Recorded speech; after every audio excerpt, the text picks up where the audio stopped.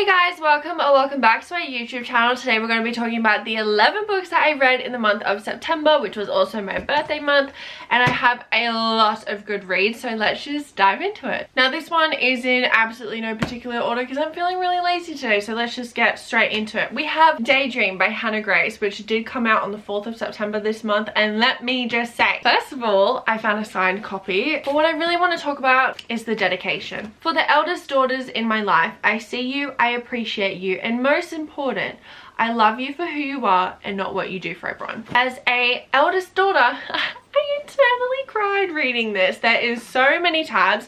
I did not plan to annotate this book at all. I started reading it and there was just too many things. I was like, no, it needs to be annotated. And here we are with 5 stars in my hand. Henry is absolutely adorable. This is a tutor and it is friends to lovers, and it definitely is for the neurodivergent girlies or men in here that want to read this. It has a great representation of, I'm just going to say neurodivergent. It is just across the board of a lot of things that I think a lot of people will find relatable. It is also a really great representation of first daughters. So to all the first daughter girlies out there that feel like they do everything for their family,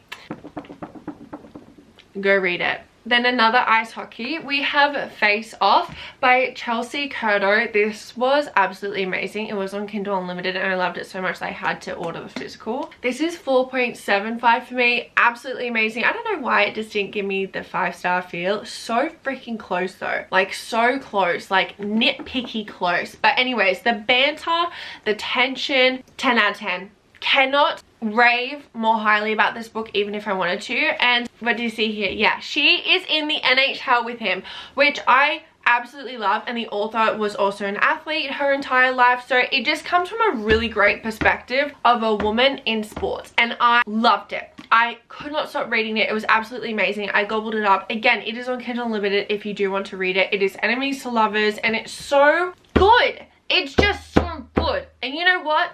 They don't get together within the first 50%. So there's that as well. It's just, it's really good. Then we have Pieces of Her by Karen Slaughter, which I read on audiobook, and truth be told, I am not rating this. Why?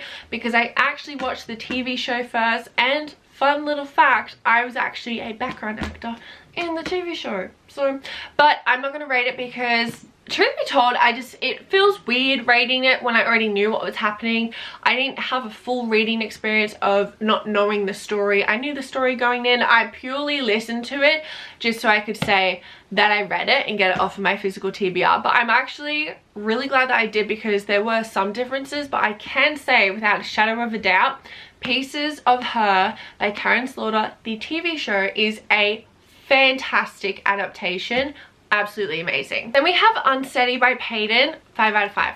This gives Binding 13 meets the deal in the best way possible. Again, for those of you that do not know what Binding 13 is or the triggers that come with it, this does tackle, I'm going to say, alcoholism, abuse of power, and unhealthy family dynamics. There is also an amazing anxiety rep in this. So if those are things that are a bit triggering for you, I would probably Google and check the full trigger warning list. However, I can say without a shadow of a doubt that this book is amazing. Truly amazing. I loved it so much. Mark my words, everyone needs to read this, and I think that this is going to be the next big ice hockey book. I think it already kind of is, and it's incredible. I'm so excited for the next one. I have a countdown on. It comes out early 2025, I believe. And then we have a 6-star read, Hidden Pictures. This was phenomenal. I was truly so incredibly shocked by the plot twist. I was sitting on the couch, I leapt forward, I looked to the imaginary fake camera, and I screamed. I screamed because I didn't see it coming. So let me give you a brief synopsis, okay? This girl is recently sober. I'm a 5-year sober girly. She, however, is sober from drugs. Gets a job as a nanny looking after a 4-year-old little boy, and then when she moves into the house and starts looking after the 4-year-old little boy, he starts drawing incredibly creepy ass pictures.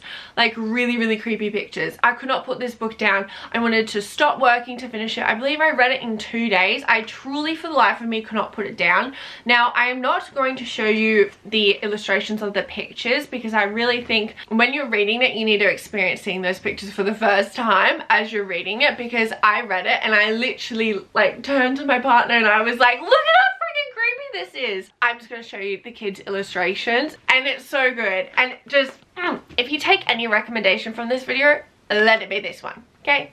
Is perfect. And this is a paranormal ghost story. Now, speaking of a paranormal book, I did not read this month, but it did come out this month and I read her. This is Deadly Occupants. It is Pretty Little Lies meets Paranormal Activity. Basically, 4 college girls go to a haunted house tour on Halloween night. Instead of throwing a housewarming party for themselves, they get attacked. It's very interesting. And then they move into their new house, and then they're getting haunted for literal months because something followed them home. Haunted house. Anyways, it's really interesting. Definitely go check her out. She is on Kindle Unlimited, or if you want this stunning cover on your shelf, you can get her off of Amazon, or I am selling signed copies on my website. It's just madsraff.com. It is my name. And also, I want to say, for those of you that have read her, I see all the love.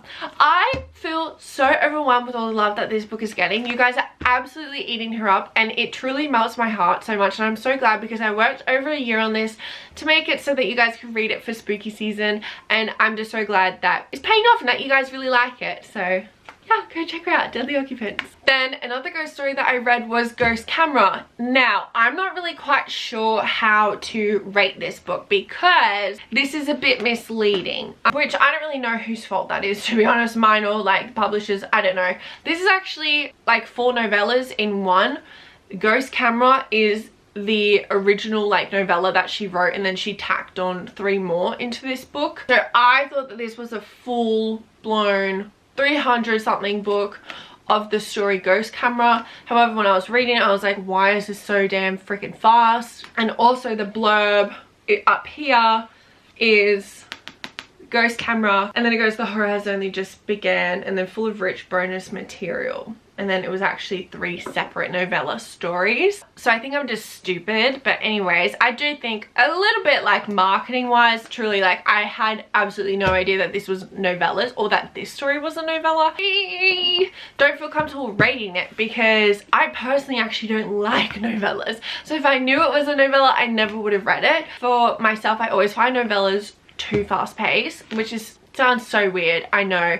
It's just why I avoid novellas in general. So I don't think I'm going to rate this, because while I did enjoy the story, reading it, I obviously didn't realize it was a novella, and when it ended and wrapped up around 90-100 pages, I was like, what the fuck?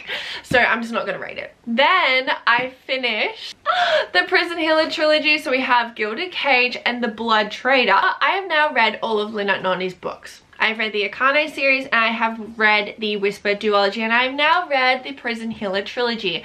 I ended up reading the first one, the Prison Healer, on paperback, and then I ended up listening to these on audiobooks, which I'm quite glad that I went to audiobooks. The Gilded Cage, very glad I did audiobook. I ended up rating it 4 stars. I did find this one a little bit slower. However, even saying that it was slow, like it was needed. You had to know the stuff that was happening. The stuff that happened had to happen. The ending, the last 100 pages were phenomenal. Last 100 pages were 5 stars. However, like it just happens in fantasy series. Like sometimes this information stuff has to happen, but sometimes it's a little bit too slow. So this one is not my favorite out of the series. However, I still had an amazing time reading it. All of that is to say, I had quite high expectations for The Blood Trader. So many people and mutual friends have read this and said that this is actually their favorite out of the series. This possibly could have been my favorite out of the series. I really enjoyed it. So close to 5 stars. I ended up rating it 4 stars. It's truly a 4.5. I really did love the events that happened. It was fast paced. It was super interesting. There was redemption arcs happening. There was enemies to lovers that was happening. It was really amazing. All of the characters coming together that she created, truly amazing. Now, in order for me to tell you why it lost a star or a star and a half, I'm gonna have to spoil something. So if you have read the series, absolutely keep listening. If you have not and you don't want to spoil it for the end of the series, skip along. I will give you 3 seconds. I hope that you have skipped along. Why the f did she lose all of her powers at the end? I love Lynette Noni. Love love her. But I am so fucking sick and tired of reading fantasy books where we have these really strong female main characters who have these amazing powers, and hers wasn't even like overwhelming or like huge in other series where it can kind of be negotiated that they kind of can't really have that much power. She lost it for no reason. I'm sorry, she really lost it for no reason. I'm sorry, Jaren got his fucking magic back, but she did not. Ugh. I love Lynette Noni so much, but I'm just so tired of reading books and like investing time and energy into these fantasy series, all for the female to just lose all of her magic at the end. It's annoying, and I do not understand. Even as an author myself, I do not understand why authors write it when so many readers hate it. I don't get it. It's not like your favorite character dying where it's gut-wrenching and you think about it all the time. It is the kind of annoying that you think about all the time because you're like, why the fuck did that happen? It didn't need to happen. Rated at 4.5 stars. Would have been my favorite if the thing at the end didn't happen. Now going on to the books that I read on my Kindle. Starting off strong, we have September House. Now I ended up rating this 4 stars. I think for what it was really great. It is a good paranormal haunting book. It definitely is one of those where you're like, is she a cuckoo lady or is this actually happening? Which isn't my favorite thing in haunted stories, I have to be honest. When you have to question like the narrator, it's not my favorite thing. However, this book itself is 4 stars purely because it was just so fast paced and I was so hooked and I was so engaged. So the book did what it had to do, and I loved it. So 4 stars. Then we have What Are the Odds, which is a ice hockey book, and it is by a Australian author, which I absolutely love. Now I ended up rating this 4 stars. It would have been higher, however, and this sounds so weird, and so bad, the female main character was Australian and she was in a American college and there was ice hockey and it was great. It was such a great book. However, every time something came up where it was like, oh, Australians slang this, oh, Australians do that, I was like, girl, please stop, because I just want to live in my fantasy land where my mind thinks I'm in America. I don't want to keep being reminded that I'm Australian, that I live in Australia. I want to think like I am the female main character living in America watching these ice hockey boys play ice hockey.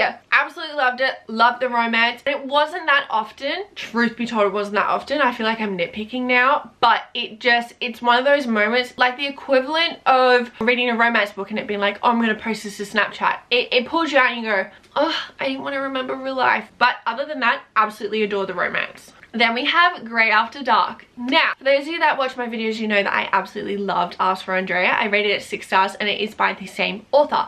However, I'm not going to rate this book. This is the second book that I'm not rating this month. Third, actually. I'm not rating a lot of books this month because I think it would be unfair for me to rate it because I genuinely should have checked the trigger warning. This is like genuinely my red flag as a person. I have triggers and I don't check the trigger warnings and I read books anyways. Surprise, surprise, I got triggered. So I just it was an enjoyable book and it was a good book and I do recommend it. However, I recommend checking the trigger warnings. There's kidnapping, there is sexual assault. Check your trigger warnings, learn from me. But other than that, it was a good book. It was fast paced. I was engaged. I just was triggered too much to actually rate it because then I just think it's unfair to rate it, to be honest. That is it. Those are the 11 books that I read in the month of September and it was such a great reading month. I had a 6-star read, a lot of 4 stars, a lot of 5 stars. It was so great, and thank you guys so much for watching this video and for listening to me rant and rave about books, and let me know in the comments your thoughts and opinions. Bye!